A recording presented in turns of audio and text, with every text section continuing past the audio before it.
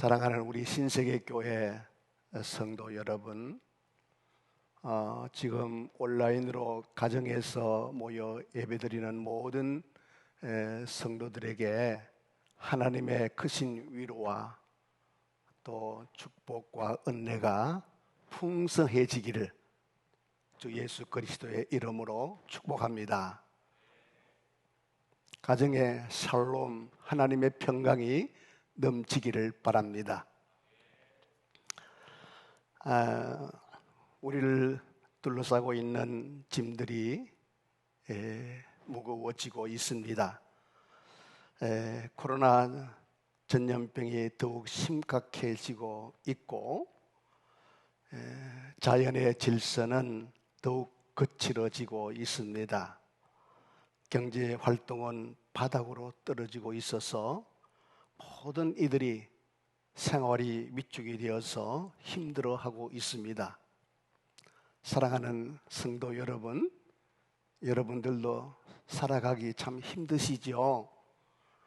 오늘 하나님의 위로가 있을 줄 믿습니다. 저는 그리고 여러분들도 마찬가지지만 이 건물 교회에 모여서 예배드리고 또 식사로 교제하고 성경 공부와 신앙 훈련을 받으며 마음껏 기도하고 찬양했던 바로 그때가 그리워집니다. 아마 여러분들도 그리워지리라고 생각되어요. 많은 분들이 이런 때에 하나님께 진정한 예배를 어떻게 드려야 하나 고민하게 됩니다. 그럼에도 또 어떤 이들은 교회가 멀어지는 것 같은 느낌을 갖고 상당히 편해졌다라고 그런 느낌을 갖는 분들도 있을 겁니다. 사랑하는 여러분, 신앙생활을 어떻게 하고 계십니까? 제자의 삶을 제대로 살아가고는 있습니까? 복음서를 보면은 예수를 믿고 따르는 사람들을 제자라 그렇게 부릅니다. 이 말은 예수 믿는 모든 사람들은 주님의 제자로 부름을 받았다는 의미일 것입니다. 또 그리스도인이라고 불리워지기도 합니다. 사도행전 11장 25절에서 26절의 말씀에 보면은 초대교회 당시의 안디옥 시민들이 예수님의 제자들을 보고 그리스도인이라고 그렇게 불렀습니다. 제자들의 당시의 삶은 교회에 모여서 예배하고 기도하고 서로 떡을 나누고 서로 재산을 나누면서 사랑을 보여주었기 때문에 이웃을 내 몸처럼 사랑하는 그런 모습을 보면서 야, 예수님의 제자들 저들은 그리스도인들이야 그렇게 불렀던 거죠. 우리는 흔히들 교회라고 하면은 보이는 교회, 비지블 처치 그럽니다. 또 보이지 않는 교회, 인비지블 처치 이렇게 이야기하지요.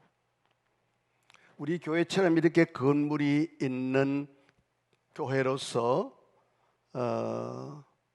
이런 교회들을 우리는 보이는 교회라 그렇게 말합니다. 또 보이지 않는 교회로서 제자는 모두가 다 내 심령에 제자들은 성령님을 모시고 살아가기 때문에 보이지 않는 교회로 이렇게 말을 하지요. 그래서 건물이 있는 교회는 보이는 교회, 우리 예수님의 제자들은 보이지 않는 교회로 이렇게 이해하시면 됩니다. 보이지 않는 교회로서의 제자는 주님께서 선택하셨고 주님께서 부르셨습니다. 그리고 제자들에게 믿음을 주시고 영생을 얻게 하셨습니다. 성령의 충만함 가운데서 예배자가 되게 하시고 주의 일을 감당하는 일꾼으로 세우신 겁니다. 장소라고 하는 개념에서 보면은 건물 있는 신세계 교회는 한 곳에 이렇게 머물러 있어요. 신갈동 한 곳에 머물러 있고, 보이지 않는 교회로서 제자는 장소가 움직이는 것입니다. 그러므로 제자들은 자신의 일상적인 삶의 자리에서 그곳이 집이든 직장이든 혹은 도서관이든 카페이든 상관없이 바로 그 자리는 성령님의 임재 안에서 거룩한 예배의 자리로 전이 될 수 있다는 것입니다. 그렇기 때문에 비대면 예배를 드리든 온라인 예배를 가족들과 함께 드리든 지금 여러분들이 앉아 드리는 그 자리가 하나님이 받으시는 예배의 자리가 됨을 믿으시기 바랍니다.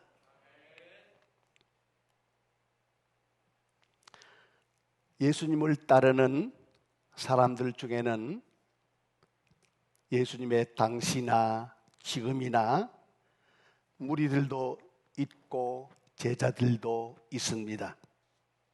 마태복음 4장 25절의 말씀에 보면 많은 무리들이 예수를 따랐다라고 기록하고 있습니다. 여기에 수많은 무리들은 예수님이 행하시는 기적에 아마 매료되어서 따랐던 것 같습니다. 요한복음서를 읽어보면은 2장에 가서 예수께서 가나 혼인잔치에 물을 가지고 포도주로 만드는 일을 하셨습니다. 5장에 가서 보면 베데스다 목가에서 오래된 환자를 고쳐주셨던 주님을 봅니다. 6장에 가서 보면 오병이어로 5,000명을 먹이고 12바구니를 남기는 기적을 보게 되는 것입니다. 이런 기적을 예수님이 행하시니까 이 기적들을 보면서 무리들은 예수를 향한 호기심이 발동했을 것이고 예수를 이용하여 자신의 이익을 얻고자 하는 동기가 아마 생겼을 것입니다. 그런데 문제는 무리들이 예수님의 기적만 보고 따르다 보니까 하나님이 무슨 일을 하시려는지, 예수님이 이 땅에 오셔서 뭘 하시려고 하는지 그 뜻도 모르고 그냥 따랐다는 것입니다. 그래서 요한복음 6장 15절에 보면은 그들이 예수를 억지로 붙들고 임금 삼으려고 하는 모습을 보게 됩니다. 이런 기적을 행하는 예수라면 경제 대통령이 되어서 우리들의 먹는 문제쯤은 해결될 것으로 보았던 거죠. 그러나 예수님은 이들을 피하여 산으로 가셨고, 그리고 산에서 깊이 기도하시다가 다시 오셔서 이 기적을 행한 이후에 복음을 선포하시기 시작합니다. 영생의 말씀을 무리들에게, 제자들에게 전파하셨습니다.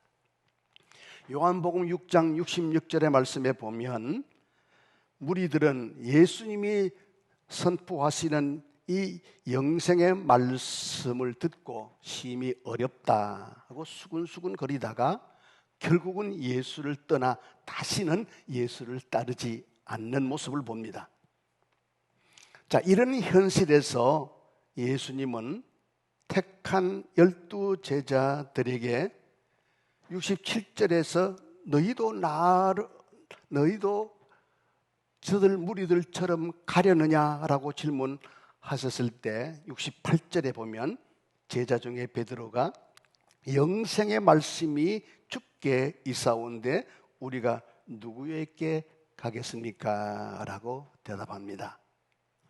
여러분, 택함 받은 제자는 영생의 말씀을 두고 결코 주를 떠날 수가 없는 것입니다. 어떤 상황이 일어나도 예수님을 떠날 수는 없는 거죠. 제자의 삶이 무엇입니까? 자신의 이익을 위해 주를 따르는 것이 아닙니다. 나의 존재 가치를 높이고 자랑하기 위함도 아닙니다. 종교적인 만족을 얻거나 세상의 복을 취하기 위함도 아니에요. 만약 성경에 나오는 이 무리들처럼 주님의 기적을 보고 무언가 도움을 얻기 위한 그런 생각으로 여러분들도 교회를 다닌다면 똑같이 예수님에 대해서 혹은 교회에 대해서 실망하고 떠나버리고 말 것입니다. 자, 오늘 본문의 말씀을 보면은 무리와 제자로 구분하고 있어요.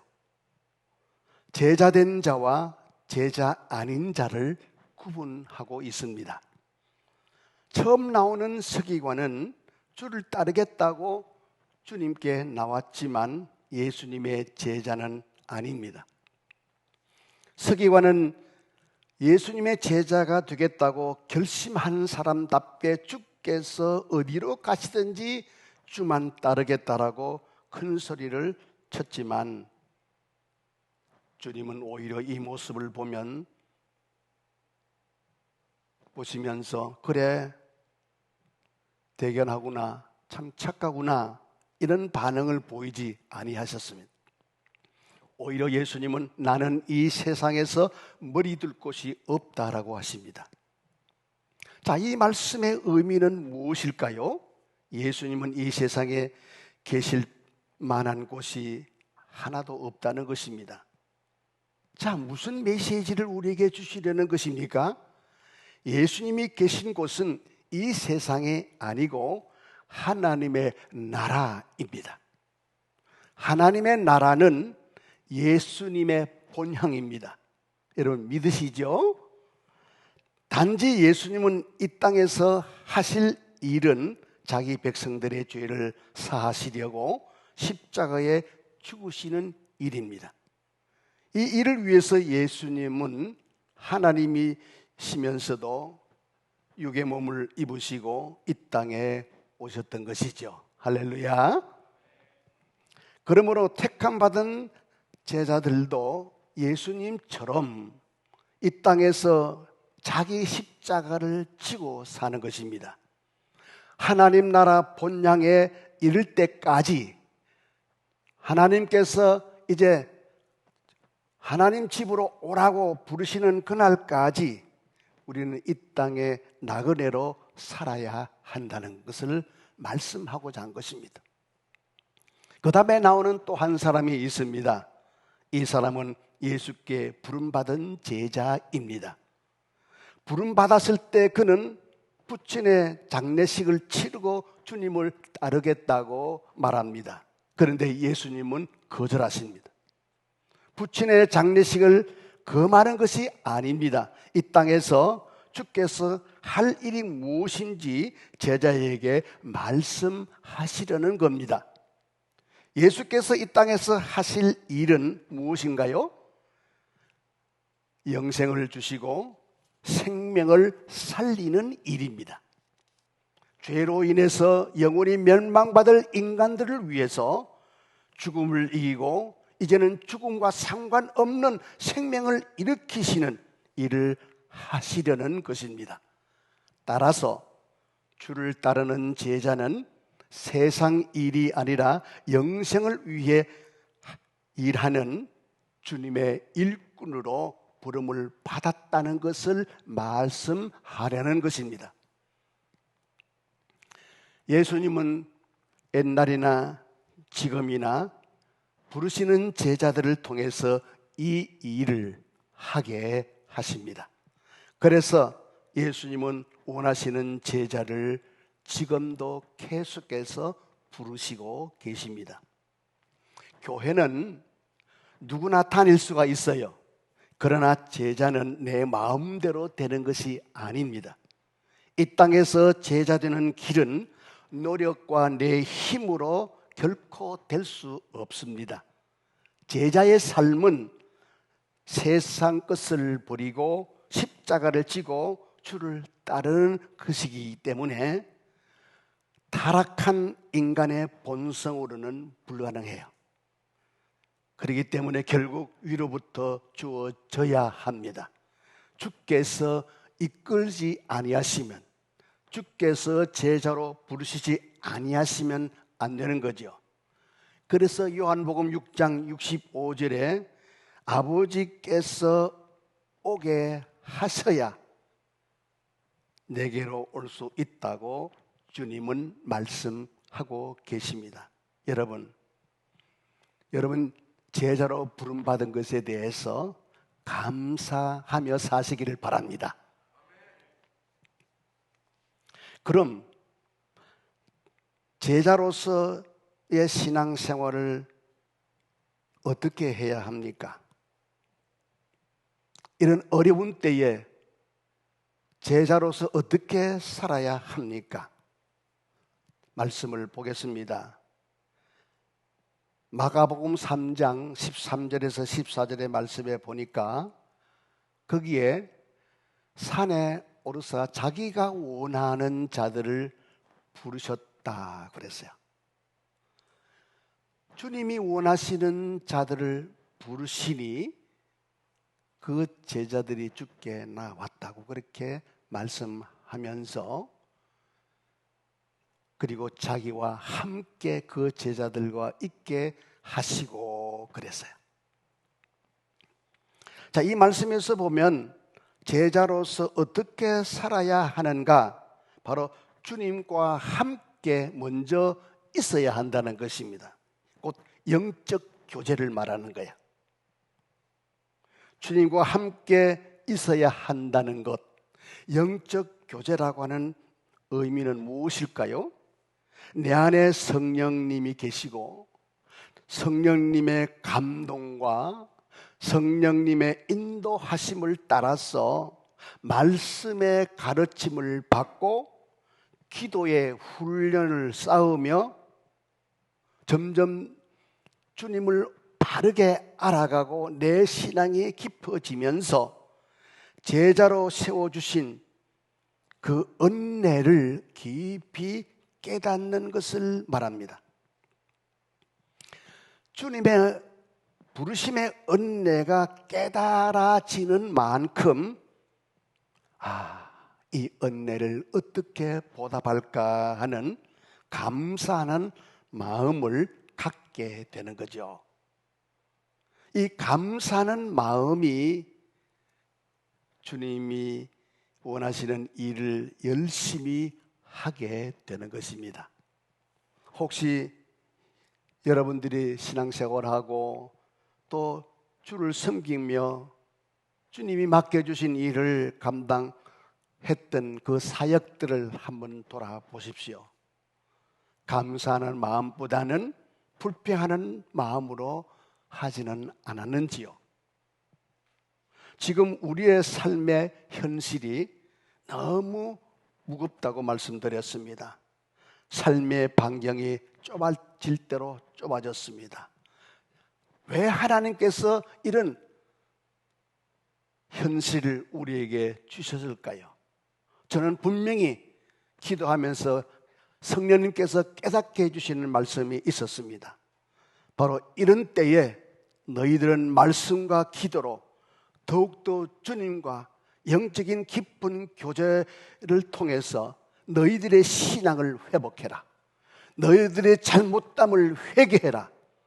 다시 세상을 바라봤던 눈이 예수 그리스도만 바라볼 수 있는 눈으로 새로워질 수 있도록 너희에게 기회를 주는 것이라고, 그런 주님의 마음을 저는 읽을 수가 있었습니다.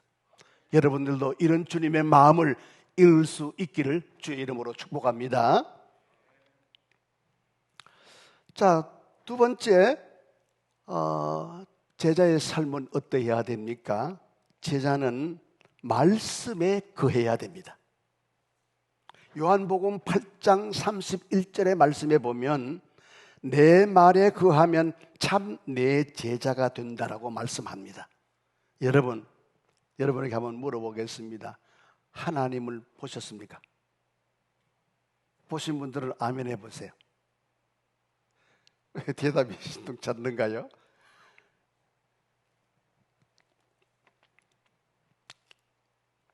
좀 헷갈립니까? 그러나 성경 요한복음 1장 1절에 보면 말씀이 곧 하나님이시라 말씀하셨어요. 그러므로 우리는 하나님의 말씀으로 하나님을 볼 수가 있는 줄로 믿습니다. 그러므로 말씀을 가까이 함이 하나님을 가까이 하는 것이고 말씀을 사랑하는 것이 하나님을 사랑하는 것입니다. 사도 바울은 데살로니가 교회를 기억했어요. 그리고 데살로니가 교회를 칭찬했습니다. 그리고 늘 하나님께 데살로니가 교회를 향하여 감사하는 기도를 올렸어요. 왜 사도 바울이 데살로니가 교회를 기억하고 이렇게 칭찬했을까요? 그 이유는 이 교회는 하나님의 말씀에 거함으로 믿음의 본이 되었기 때문입니다. 데살로니가 교회는 하나님의 말씀에 거함으로 인해서 믿음의 본이 되었다라는 것이죠. 데살로니가 전서 1장 7절에 보면은 데살로니가 교회가 믿음의 본이 되기 위해서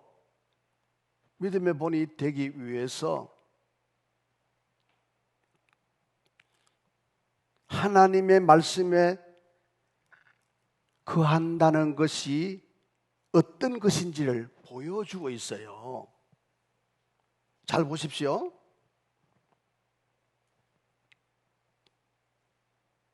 믿음의 본이 되는 데살로니가 교회처럼 되려면 어떻게 말씀에 거해야 합니까?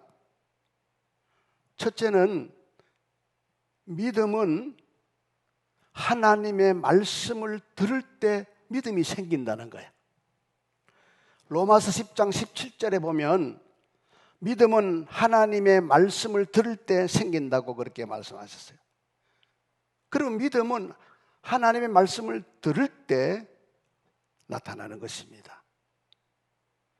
그리고 두 번째는 데살로니가전서 2장 13절의 말씀에 보면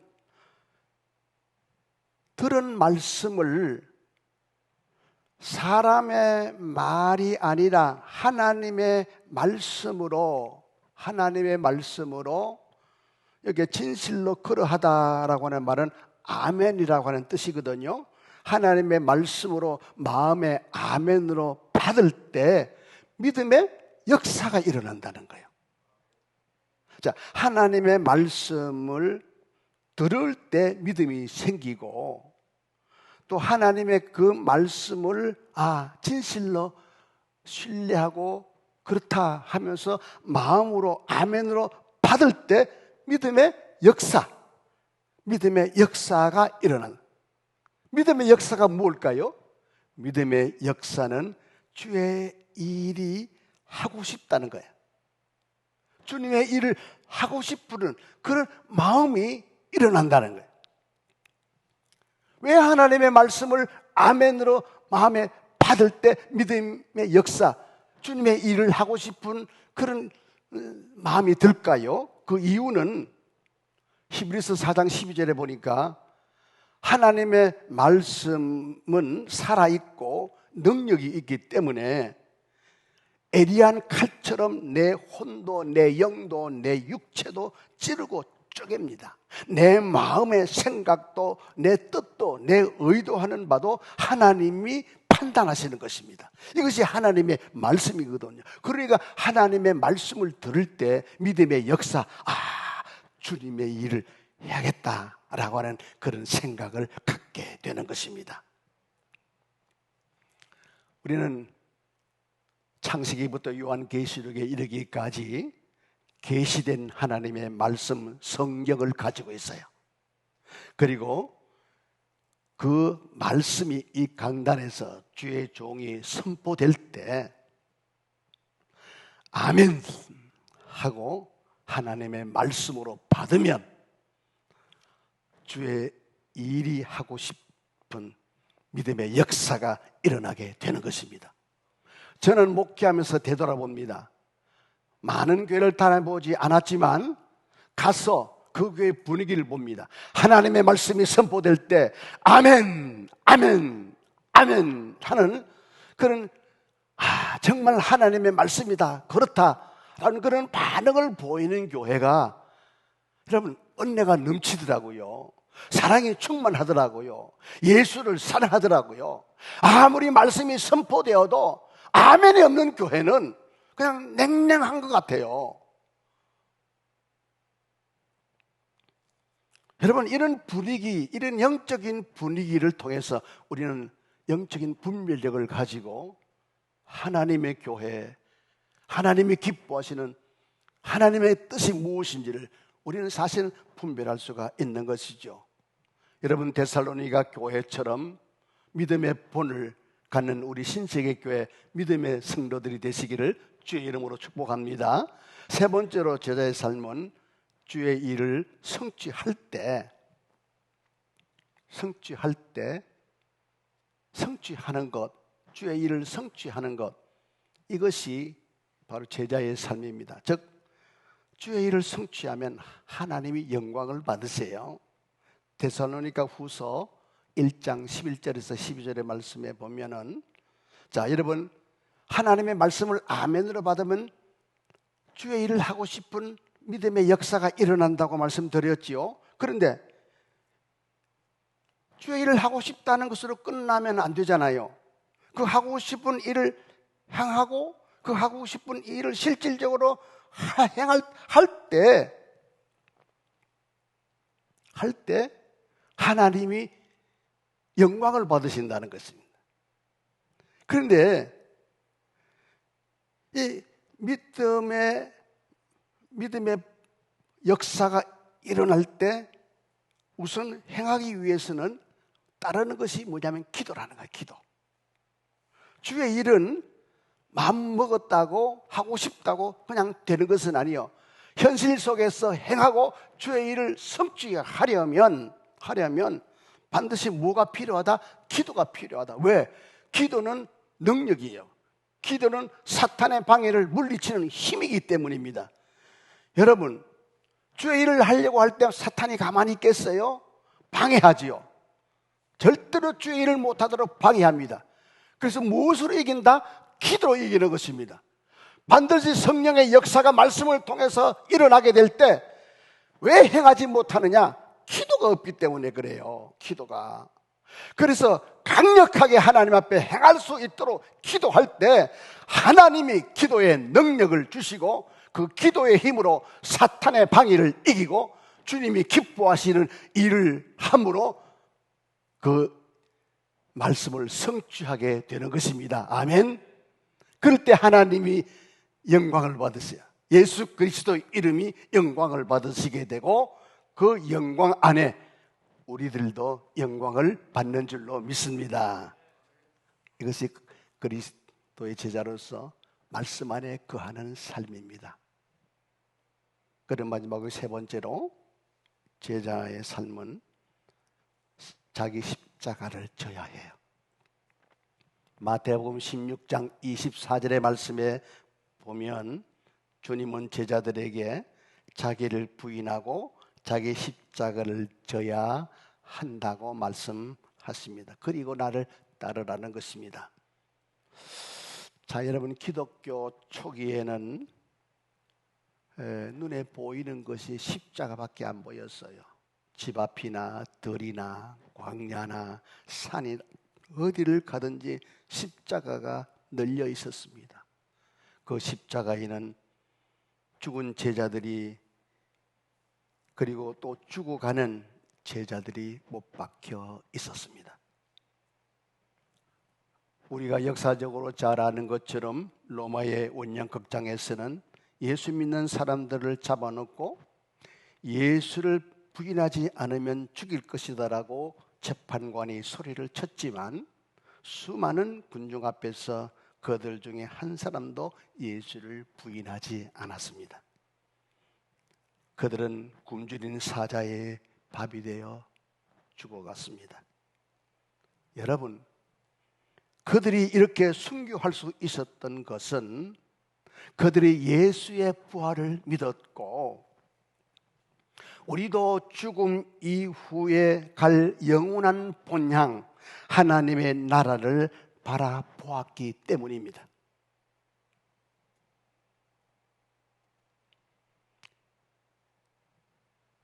주를 바라볼 때 힘들고 어렵고 핍박이 오고 삶이 정말 무섭고 걱정스러워질 때 누구를 바라보아야 됩니까?